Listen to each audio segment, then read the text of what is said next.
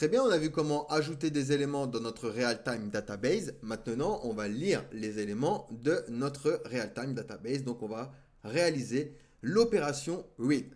On va venir donc dans notre hook et on va récupérer la méthode onValue de Firebase Database. Et on va utiliser donc useEffect pour faire appel du coup à notre database. Donc, useEffect, il va prendre en premier lieu une fonction, en deuxième lieu, un tableau de dépendance.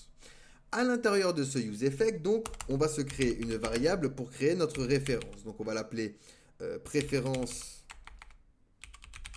ref est égal donc à la méthode ref. On accède à notre database grâce à notre variable database de notre fichier config Firebase et on accède donc à notre collection préférences. D'accord? Et donc ici, hop, alors juste une petite virgule en trop juste ici, on va pouvoir se créer une fonction que l'on va appeler onDataChange. Hop, donc c'est égal à une fonction qui aura snapshot en paramètre qui va représenter notre requête qui sera de type any. Et donc ici, on va créer une variable que l'on va appeler préférence list qui va respecter notre interface préférence et qui sera donc un tableau et que l'on va faire démarrer avec un tableau vide. Et donc, on va chercher notre paramètre snapshot que l'on a mis et on va faire un for each dessus. On va récupérer un tableau dans notre résultat. Et donc, on aura une fonction qui aura child snapshot en paramètre, donc qui sera notre requête enfant, qui pareil sera de type any. Et donc, hop, ici, elle va venir récupérer une variable qui va s'appeler préférence, qui sera égale donc à child snapshot, donc notre requête enfant, point la méthode val pour récupérer donc nos valeurs. Et donc, on va récupérer l'id. Et pour ça, je vais donc lui dire préférence.id est égal à ma requête enfant, donc child snapshot.key. Et comme ça, je récupère à l'intérieur donc l'id de chaque élément. Et donc, je vais pouvoir push les valeurs à l'intérieur. Et pour ça, je vais utiliser donc mon tableau ici, préférence list, .push, donc tu push dedans notre préférence list.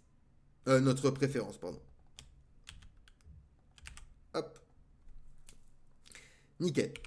Et donc, je vais pouvoir utiliser cette préférence pour changer le state de préférence avec préférence list.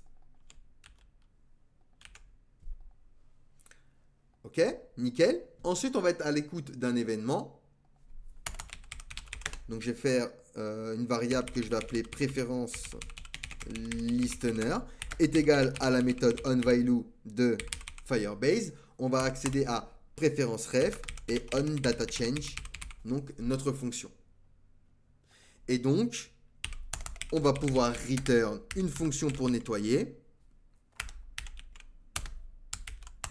Donc ici, on return tout simplement une fonction qui va exécuter préférence listener pour nettoyer notre fonction.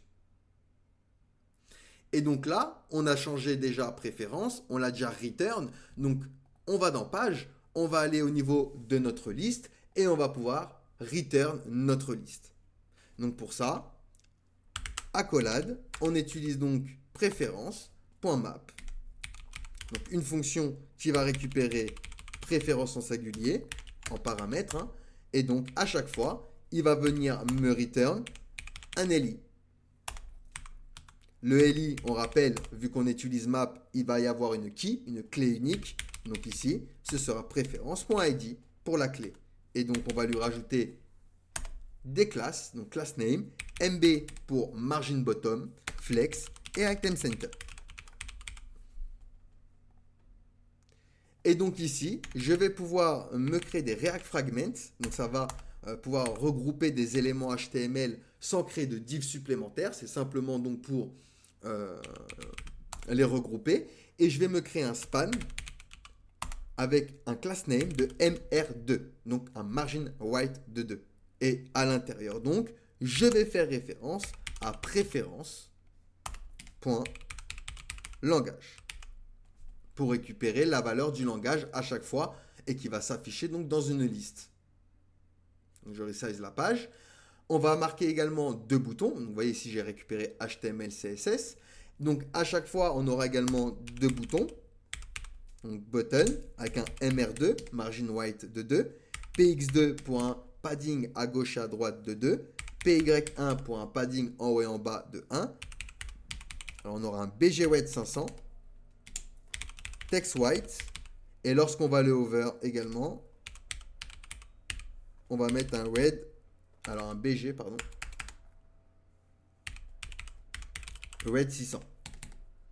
Et on va également arrondir un petit peu les angles avec un rounded MD.